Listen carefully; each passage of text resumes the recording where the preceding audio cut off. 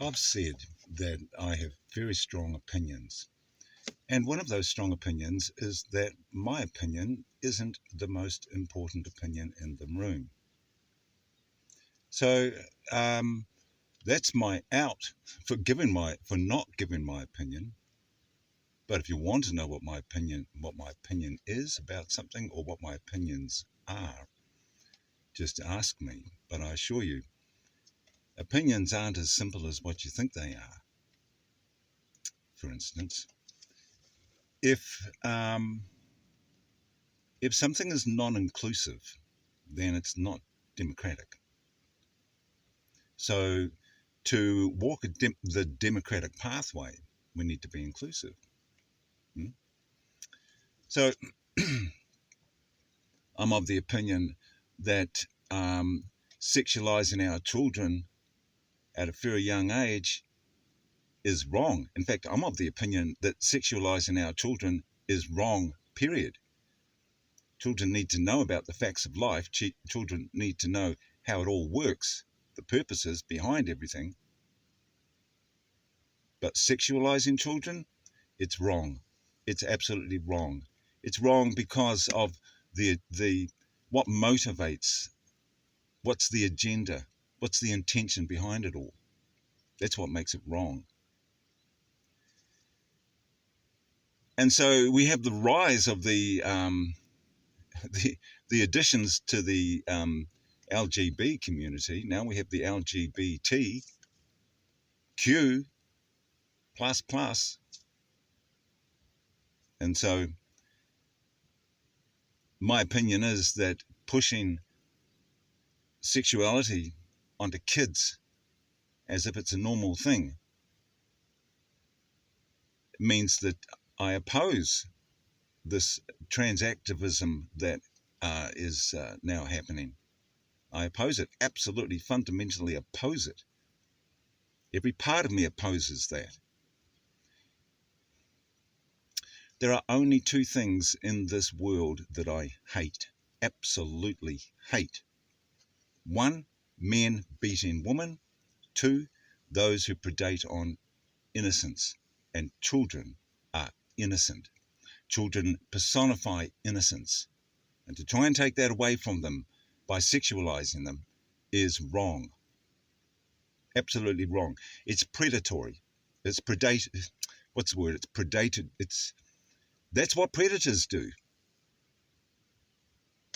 Lining up their future targets in the not too distant future too, by the looks of it.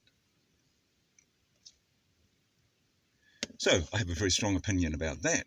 But I have another opinion that's equally as strong that conflicts with that.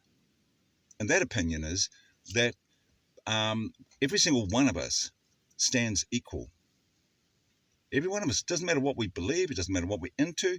We can identify as a cat or a mouse or a dog. I don't really care. It doesn't matter. You're still equal. When it comes to a democracy, you're still equal.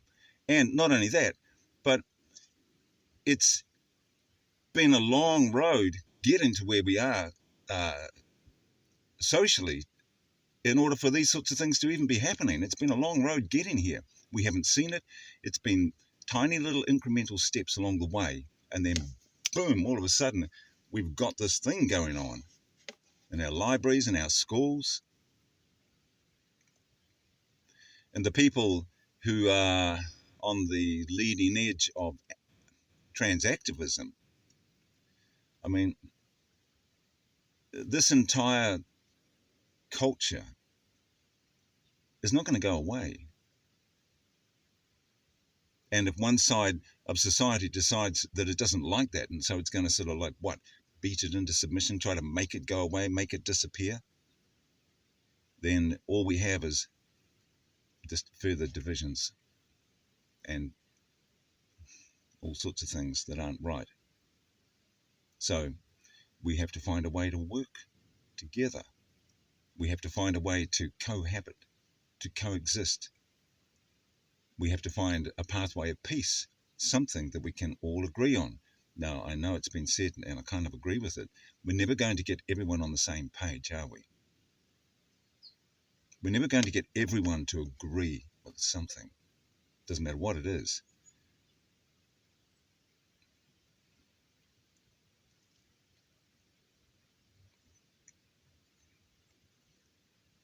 So we need everyone.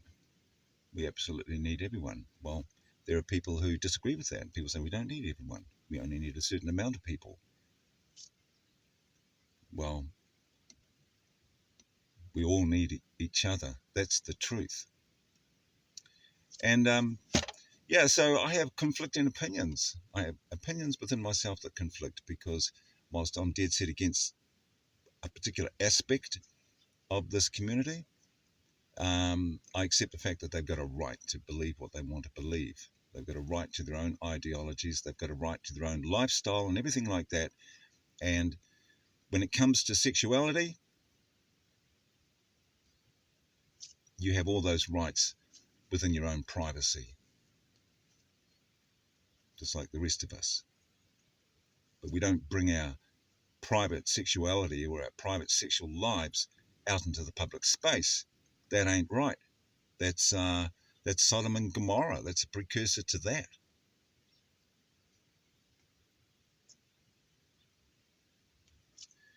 Yeah, so very, very strong opinions there. And so what does this conflict of opinion within me do? How do I untangle this within my own mind? Well, within my own mind, what I do is I go looking for what we have in common. What is it that we have in common? What do we have in common? Apart from the fact that we're all human beings, we'd hope.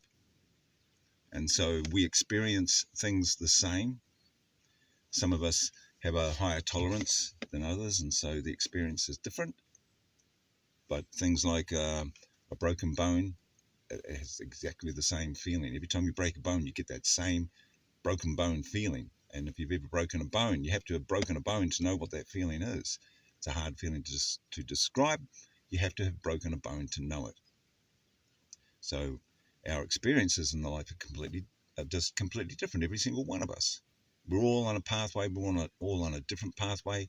We're all trying to make sense of the world around us. Many of us have been, not many of us, let's put it this way. It was really only a few who, by comparison to the numbers that we have here in this country, it was really only a few of us who didn't get educated by the system. I'm not quite sure how to put that. And I'm one of those people. I didn't get educated by the education system. I got kicked out of 4 schools and left school at the age of 14. And I think the reason for that is that I started school in September, didn't know the rules, and I got strapped on my first day at school at 5 years old for talking when I wasn't supposed to be talking. Everyone else in the class knew the rules. I didn't, and I didn't get a chance. I just got hauled up and strapped. Let that be a lesson to anyone else in the classroom who thinks that they can talk when they're not supposed to. So I became unteachable, and thank God for that too. Because when I look at what education produces around me, I'm not overly impressed. Yeah. Being educated is not a sign of intelligence, by the way. And intelligence is not necessarily an intellectual thing. You've got emotional intelligence, physical intelligence, spiritual intelligence, well, secular intelligence, psychological intelligence, intellectual intelligence. People have good memories and are able to learn a lot of stuff, and not necessarily intelligent people. They're just able to hold a lot of information. It's I mean, if you're a believer, the couple of the gifts of the Holy Spirit. One is the word of knowledge, that is to know something that you probably shouldn't know or you wouldn't have otherwise known. And the other is the word of wisdom, i.e., knowing what to do with what it is that you know. So it's one thing to know something, it's another thing to know what to do with it, if anything. Anyway, that's my little rant. Opinions, opinions, opinions. I've got strong opinions, but I really, really want to hear from you guys. I want to hear what your opinions are. And If nobody wants to share their opinions and nobody wants to talk about what's going on, no worries. I'm an artist. I'll just carry on with my art.